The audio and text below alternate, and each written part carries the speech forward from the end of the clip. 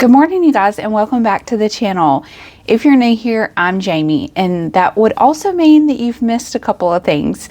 So I'm in Ireland, and I've already spent some time in Belfast, experienced an amazing tour to Giant's Causeway, and today I'm headed to Dublin. You can take a train from Belfast to Dublin. Actually, when I arrived here 2 days ago, I took a bus from the Dublin airport to Belfast, but today I'm going to take the train, and I'm going to take you along. I cannot wait to explore Dublin today. My train leaves at 8. It's 7:23. I'm about a 10-minute walk from the train station, so let's get going.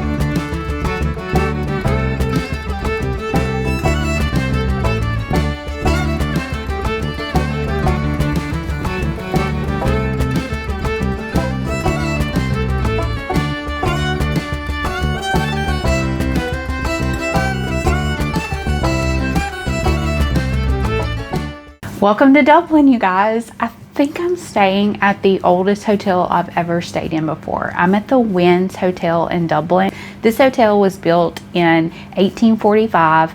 There was a local bombing, and so it had to be rebuilt in 1921. It's beautiful. When I come to places like this, I do wish that I was here longer than just one night, just to get a full experience.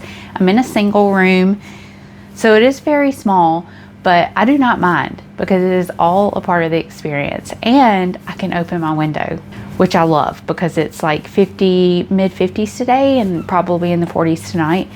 But anyways, you guys, I'm so excited. Oh, one more thing I forgot.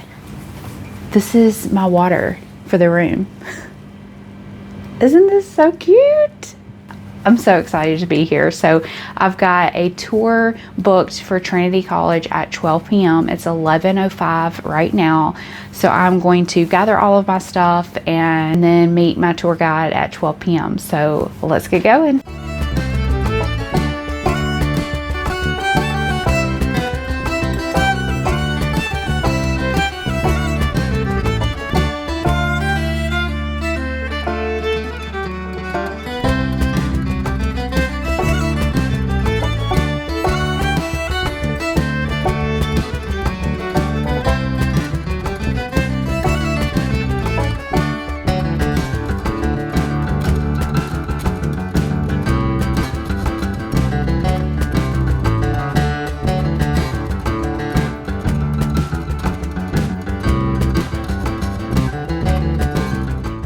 You guys, look, I'm at Trinity College. It is absolutely beautiful. What a beautiful day here. I'm so excited. I'm being a little bit extra today, and I booked a guided tour of the campus. So I'm going to experience that first, and then I have booked the Book of Kells. So I meet up with my tour guide in like 10 minutes. No, in like 5 minutes. So we meet under this little bell tower. I'm so excited. It is gorgeous today.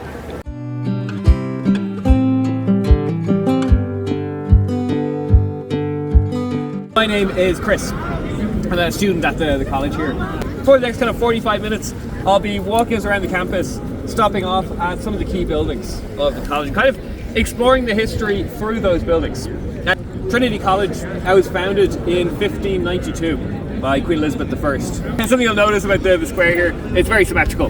So if you were to kind of split it right down the middle, you have a perfect mirror image on each side. So really Trinity, back when it was founded, was set up for kind of Protestant elites alone, kind of the idea of establishing a Protestant institution here in the country. Catholics were originally banned from the college. They did lift that ban in 1793.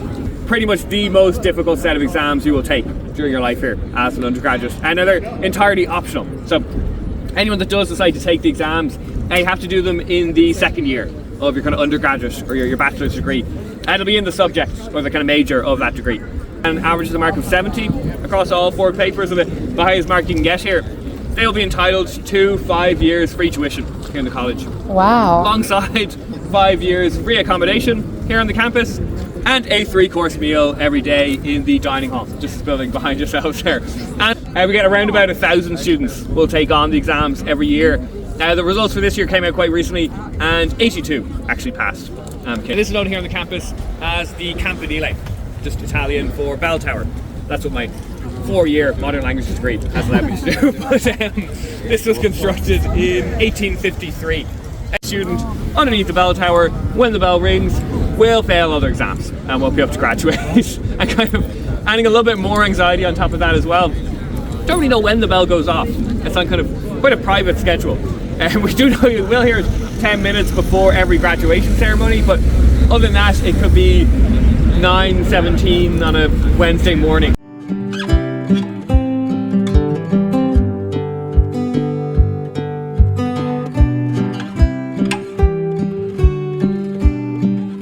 And this was constructed in 1902, but it's also home to 3 of the college's oldest societies. Actually, some of the oldest university societies in the world. These are the Historical Society, which is known as the HIST, the Philosophical Society, known as the Phil, and the Theological Society, known somewhat predictably as the Theo. And the most kind of popular of those 3 would be the Phil and the HIST. They're both debating societies. And this is actually the oldest building that we have on the campus. So its construction started in 1699. So it was actually home to kind of one particularly infamous member of staff here in the college, all the way back in the early 1700s. And this is a man called Edward Ford, who was junior dean at the time, so in charge of student discipline. Not very popular out of the student body at the time. A group of 4 students actually came up to the rubrics here, started throwing stones and rocks up at the window of Ford's accommodation, trying to kind of taunt him a bit. Ford then gets out of bed, grabs a pistol, he was known to sleep beside, opens up his window and starts firing out at the students. All 4 of them do manage to run off at this point. They then come back a little bit later on with their own guns. Again, they start throwing stones up at Ford's window. Now, at this point, there is actually another student inside the building, kind of pleading with Ford, telling him not to take the bait again. But he ignores his advice, opens the window again, and is shot by one of the students. Dies quite soon after from his injuries. Now, all 4 of those students were expelled from the college. When the trial went on to court, all 4 of them were acquitted and they were let go. This is because the only witness to the events had been a night guard here on the campus, who was actually too drunk at the time for his testimony to stand up in court. It's known here on the campus as the Museum Building. It was constructed in 1857. And now it's another kind of funny name, and not an actual museum. Something you notice is every single carving is unique. So no design is repeated around the whole building. Well, I also kind of point out as well, just the 2 discs, these 2 kind of circles you can see on each side of the window here. And these are just 2 quite rare Irish stones.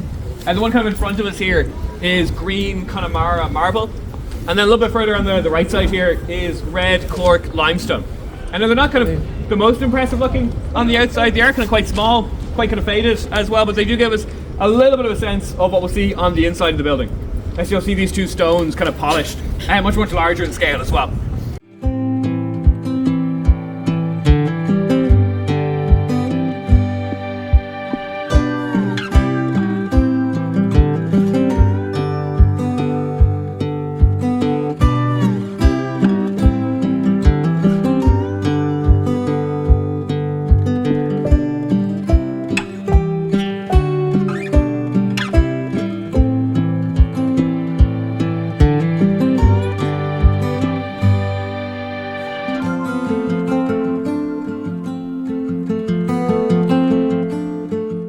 Kind of an older grey building with ivy on the bottom half of it there on the left side. Quite fitting. The ivy, this is the Botany Building. It was constructed in 1907. It's actually home to one of 2 herbaria that we have here in the country. The herbarium being kind of a reference collection of plants, different organisms like mosses and algae. I am aware, not the most interesting thing in the world.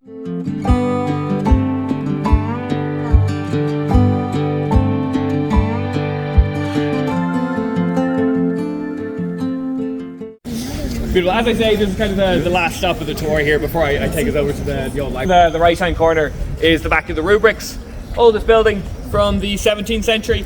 And then just to the left of it is the old library. I'll drop you off at in a few minutes' time, from the 18th century.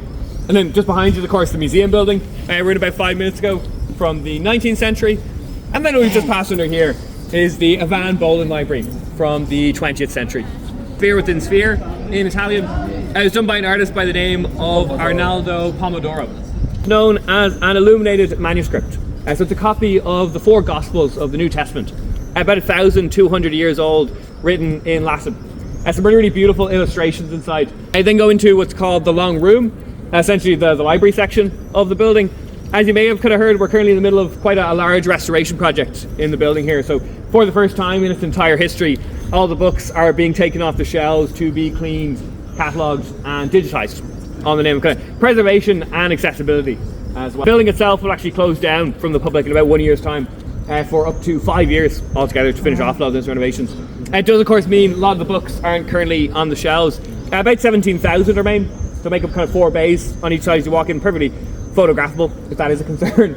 But quite a lot to see in the Long Room. There'll be an original copy of the Irish Proclamation of Independence, something known as the Brian Boru harp. It's the oldest surviving harp in the country. It's what the national symbol of Ireland is based on, as well as the Guinness logo. So a bit more recognisable. And kind of a more recent addition as well is an art installation called Gaia. Quite hard to miss. Large illuminated globe in the centre of the hall. Uses imagery from NASA to have kind of an accurate depiction of the Earth. And then you finally make your way to the Red Pavilion. This gorgeous red box just across the grass. It is all much nicer on the inside. All done with projectors. Really beautiful animation as well. Kind of goes more deeply into the history of the Book of Kells. A little bit on that digitisation of the library.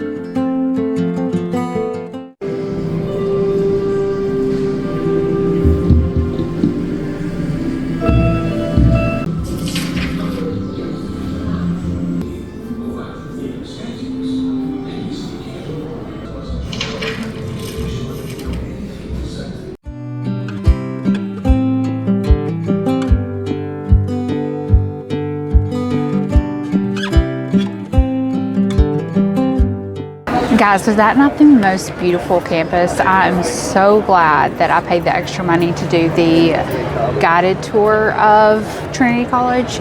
It was amazing. And the student, he was actually getting his master's. He was so informative, funny, and would answer any questions you had. So it was really great. And the Book of Kells was amazing. I'm going to say amazing a lot during this trip because I really don't know how else to describe some of the experiences that I'm gonna have. But it is 2:30 now. I have a tour booked at St. Patrick's Cathedral at 3:30. I'm on Grafton Street, and so I'm just wanting to walk around, maybe find a cup of coffee, and then go from there.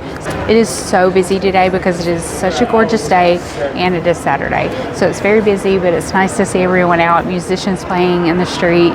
It's just so fun. So let's take a look around.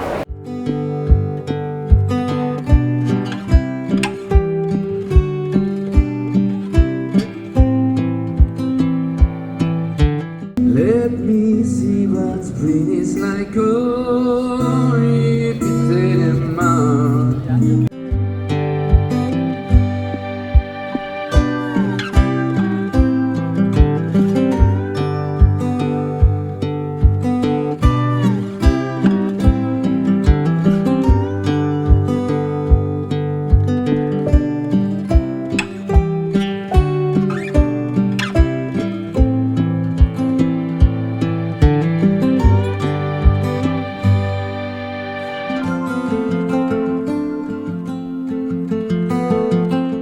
right, guys, so I've made my way to St. Stephen's Green. This reminds me of the Boston Public Garden.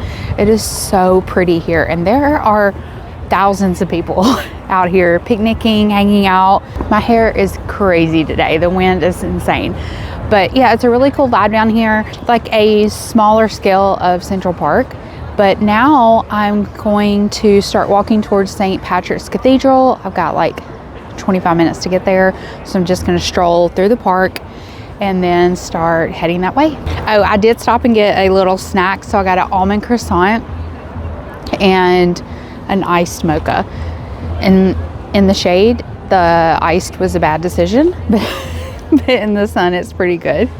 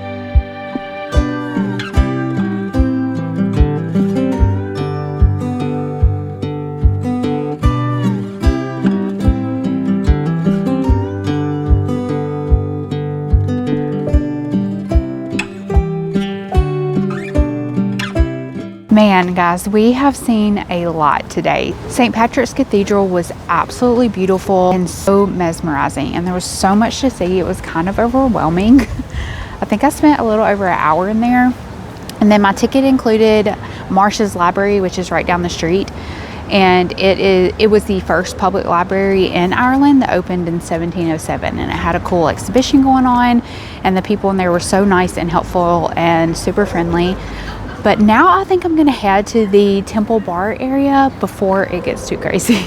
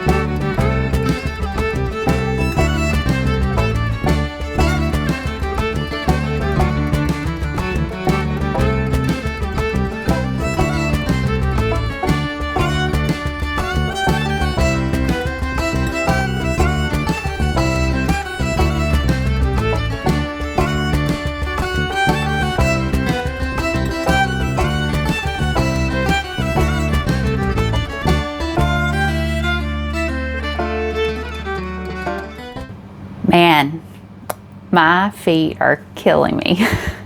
I think that in the last 3 days I've walked like 60,000 steps.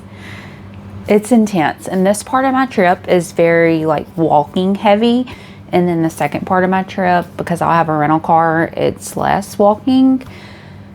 But whew, my feet were not ready for this, so I think when I get back from dinner I'm gonna try to soak my feet. But so I went by Temple Bar. It was pretty crazy already, very crowded, but a cool experience. Got some video of some of the famous places in that area, in that neighborhood. And then on the way back to the hotel, I walked over Halfpenny Bridge. You used to have to pay to go across the bridge many years ago, and it was half a penny. So that's why they call it the Halfpenny Bridge. But it was really cool to see. I've seen it in so many videos and so many pictures, and it was really pretty. So I am about to go find something to eat. I don't want to make the same mistake that I made last night and waiting too late. So my goal is to find somewhere that has good food plus some Irish music. So that is the goal. Let's see if we can find a place where reservations is not needed so that I can get in, listen to a little bit of music, and then come back here and get ready for tomorrow. Let's go see what we can find.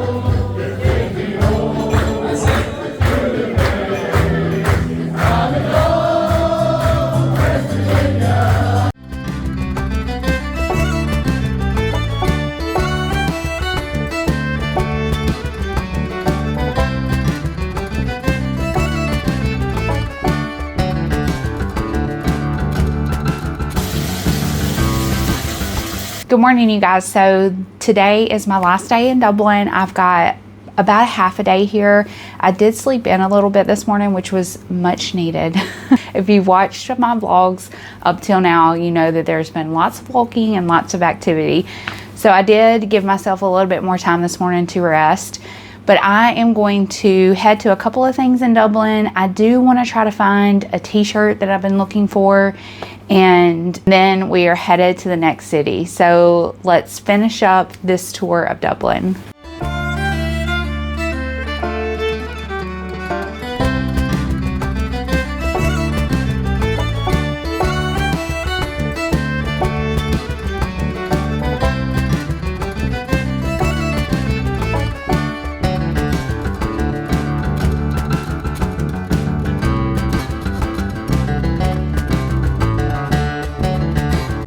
Christ Church Cathedral is one of Dublin's oldest and most significant landmarks, with a history stretching back nearly 1,000 years.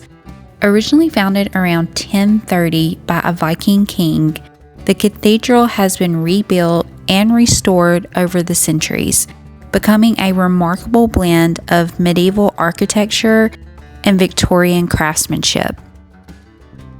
As you walk through the beautiful nave, you'll notice the soaring stone arches, colorful stained glass windows, and intricate details that make this one of Ireland's most impressive places of worship. One of the highlights of visiting Christ Church is exploring the medieval crypt beneath the cathedral. It's the largest crypt in Ireland and is home to a fascinating collection of artifacts that help tell the story of Dublin's past. Here you'll find historic silverware, manuscripts, and clothing from centuries ago, offering a glimpse into everyday life during the medieval period. You'll also see sections of the cathedral's original stone foundations, giving visitors a chance to stand among some of the oldest surviving parts of the building. Perhaps the most unusual exhibit is the famous mummified cat and rat, discovered inside an organ pipe after being trapped centuries ago. Their remarkable preservation has made them one of the cathedral's most talked about curiosities, and wait until the end of the video for a picture.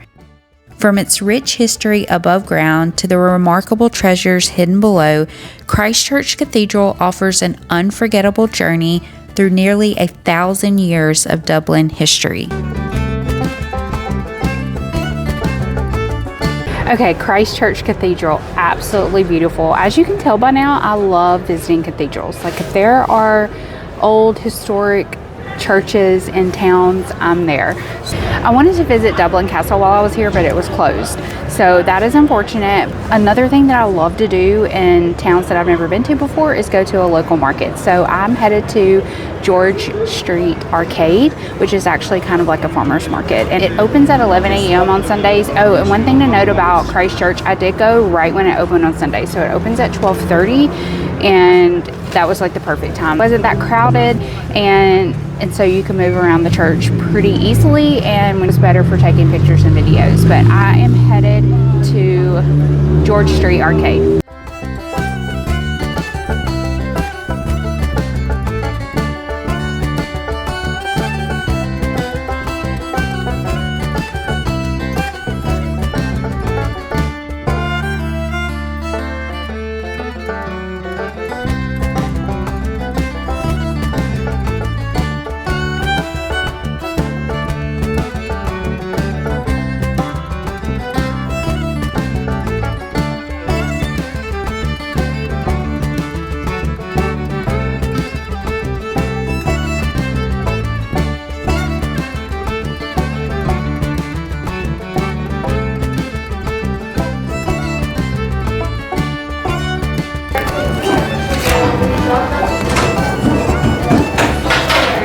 That is so good.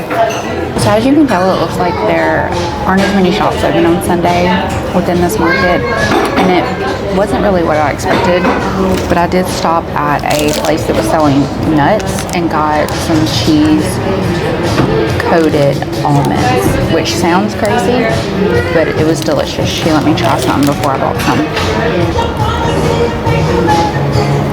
But I had stopped here to get some coffee and a toasty. So I got a ham and cheese toasty.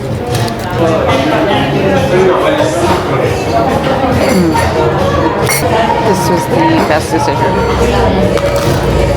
Alright, I've got one more stop to go, and then I need to head back to the hotel and pick up my luggage, and then it is on to the next town.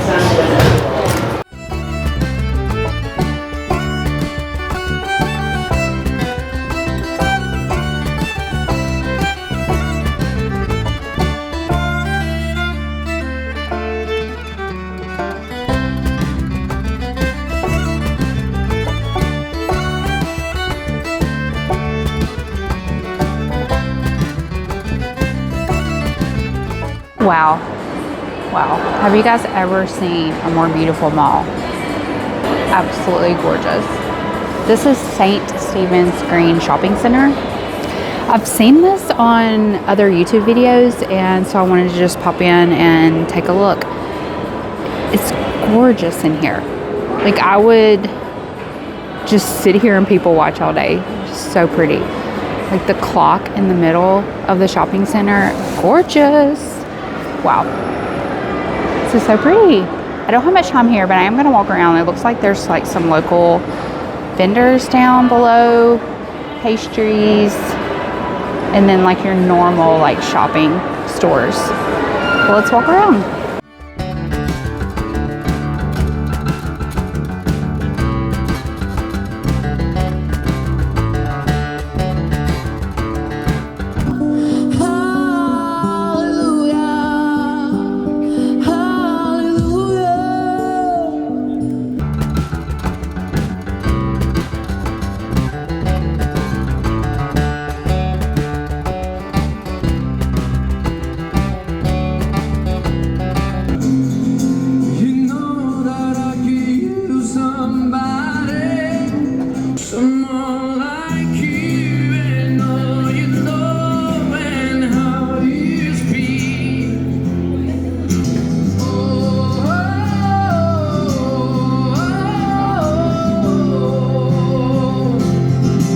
Okay guys, so I had to come back to Grafton Street one last time and check out the music scene on Sunday, and it did not disappoint. I hope that I was able to play those clips for you guys without getting copyrighted. That ends my time here in Dublin, you guys. I hope that you enjoyed this very quick but efficient tour around the city. This is my third vlog for Ireland, and there are many more to come. So make sure you're subscribed because you do not want to miss what is about to come, especially today. Because I'm not just going to a new town today, I'm picking up a rental car, and I'm a little freaked out about it. So thoughts and prayers for me as I try to figure out how to drive on the other side of the street and the other side of the car. But we can do it, right? Positive thoughts. Everything will go perfectly. But in order to make sure that you don't miss out on the rest of my Ireland vlogs, make sure that you hit that notification bell. And if you don't mind, just take a second right now and hit that like button. It really makes a difference when it comes to trying to grow this channel. If you've made it this far, thank you so much for watching, and I will see you guys in the next one.